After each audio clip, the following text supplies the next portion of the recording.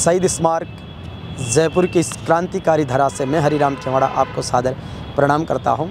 मेरे साथ हैं संयुक्त शिक्षक मोर्चा के प्रदेश अध्यक्ष हरपाल दादरवाल जी, जो 25 दिसंबर से शहीद स्मारक पर तृतीय श्रेणी शिक्षकों के तबादले को लेकर एक बड़ा जन आंदोलन कर रहे हैं। 85,000 शिक्षकों ने जो तृतीय श्रेणी के लिए आवेदन किया है, वो और उनके परिवार के सदस्य यहाँ पर आने की एक बड़ी अपील की जा चुकी है। उसको लेके सरकार, पुलिस प्रशासन के भी हाथ पांव फूले हुए हैं। एक युवा क्रांतिकारी शिक्षक का ये आंदोलन राजस्थान के इतिहास में शिक्षा जगत के लिए एक अनूठा इतिहास रचने वाला है। और मैं चाहूँगा कि हरपाल जी, 25 दिसंबर को जो कार्यक्रम आंदोलन के रूप में होने वाला है शहीद स्मारक पर, तो किस तरीके की तैयारी है? आपने ज़िलों में यात्राएं भी की है, अब तक कितने ज़िले आपने कवर कर चुके हैं? शिक्षकों के आने का क्या रेस्पॉन्स है? 25 दिसंबर से विंटर वेकेशन भी शुरू होने वाली है। आपका बहुत बहुत धन्यवाद।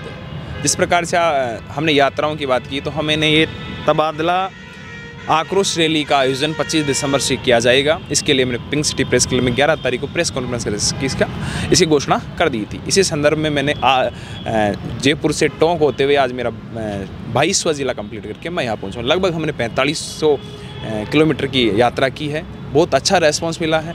लगभग हम 22 ज़िलों के ज़्यादा भी नहीं तो 70% ब्लॉकों में पहुँचे हैं।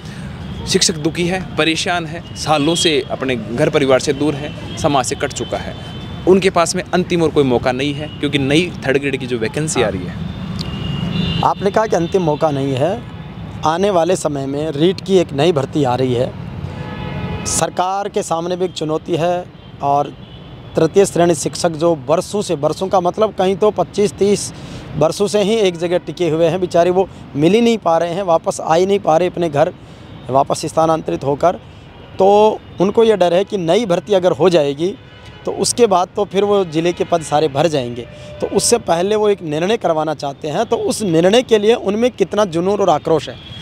ये वास्तव में ही निर्णय करवाने, जैसे पीटीआई भर्ती है, पाइपलाइन में चल रही है, उनके डॉक्यूमेंट्स वेरिफिकेशन चल रहे हैं। लगभग 5500 पोस्ट हैं। यदि ये पोस्टें भर जाएंगी तो सालों से जो पीटीआई इंतजार करता है ट्रांसफ़र का, उसके जो परिवार इंतजार कर रहा है, उसकी तो आशा और उम्मीद धूमिल हो जाएंगी। इसी प्रकार से जो रीट की भर्ती है, चूँकि चुनावी साल है, इस साल के अंदर सरकार भी जल्दी करवाना चाहती है। माननीय शिक्षा मंत्री एक तरफ तो कहते हैं चुनावों से पहले, नए सत्र से पहले हम ट्रांसफ़र करेंगे, एक तरफ दूसरे बयान देते हैं कि हम नए सत्र से पहले रीट की भर्तियाँ पोस्टिंग कर देंगे। तो उनके बयानों में विरोधाभास है और ये वास्तविकता भी, यदि ट्रांसफ़र अब नहीं हुई है तो कभी नहीं। पूर्व में शिक्षा मंत्री और वर्तमान में जो प्रदेश अध्यक्ष है गोविंद सिंह डोटासरा जी, उन्होंने आपके आंदोलन और शिक्षकों की मांग के आधार पर तबादला नीति बनाने का निर्णय कर लिया था और उन्होंने आवेदन भी मांग लिए थे। लेकिन बीच में मंत्रिमंडल में फेरबदल हुआ, उन्होंने शिक्षा मंत्री पद से इस्तीफा दिया, नए शिक्षा मंत्री आ गए हैं।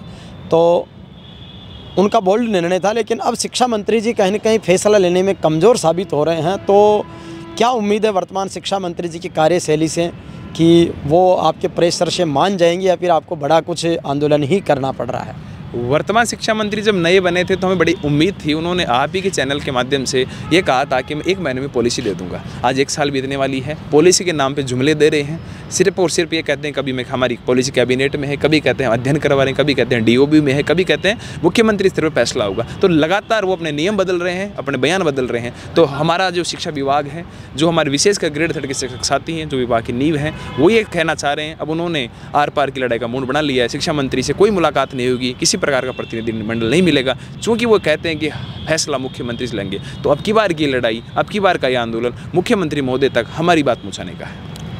ये शहीद स्मारक है, लेकिन अब तो सरकार ने इसकी बैरिकेटिंग भी कर दी है, बड़ी बड़ी सरियों की दीवारें खड़ी कर दी है। तो इसमें तो एक लिमिटेड लोग ही आ पाएंगे। आपके यहाँ से हज़ारों लोगों के, आप तो लाखों लोगों के आने की बात कह रहे हैं। किस तरीके से समायोजित करेंगे? ये लगातार प्रशासन भी इस चीज़ से घबराया हुआ है और लगातार मुझे विद्याधर नगर स्टेडियम की परमिशन देने की बात कर रहा है। मैंने स्पष्ट कह दिया, चूँकि राजधानी जयपुर सेंटर पॉइंट है और शहीदों की पावन धरा है। मेरे संघर्ष का शुरुआत यहीं से थी। बेरोजगार आंदोलन, चाहे पिछले साल मैंने अनशन किया था और मुझे सस्पेंड किया गया था, वो भी यहीं था और हमने यही जगह डिसाइड की है और हमें उम्मीद है इस जगह से कि हमारा यहीं से काम होगा। आपका जीवन अभी तो बहुत छोटा ही है, लेकिन क्रांतिकारी आंदोलनों के लिए आपको जाना जाता है।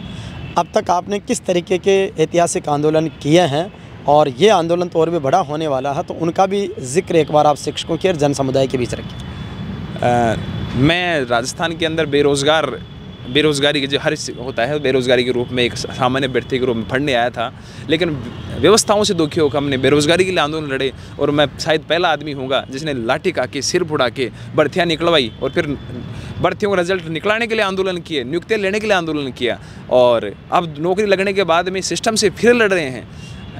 मैंने ग्रेड 2 के ट्रांसफर के लिए बिहान से नहीं किया। पहले जब मैं बेरोजगार था तब रीट 2016 निकालने के लिए आंदोलन किए। उस समय भारतीय जनता पार्टी की सरकार थी, हम तो उनके सामने लड़ते थे। मेरे लाठियाँ उस टाइम पड़ी हैं, केस मुकदमे उस समय लगे हुए थे। तो ये आंदोलन कुछ ऐतिहासिक होगा, चूँकि अब की बार हमारे जो पुराने आंदोलन हैं उनकी सफलता सुनिश्चित हुई है। ये शिक्षक को साथियों में विश्वास है, साथी जुड़ रहे हैं और उनके पास में कोई अभी वर्तमान में कोई विकल्प नहीं है। यदि वो अब नहीं तो कभी नहीं, तो अब नहीं तो कभी नहीं के सिद्धांत पे आप कार्य कर रहे हैं। शिक्षकों आपने पूरे चारों तरफ आप गए हैं, आपने लगभग 20-25 संगठनों ने मिलकर आपको संयुक्त शिक्षक मोर्चा का प्रदेश अध्यक्ष बनाया है।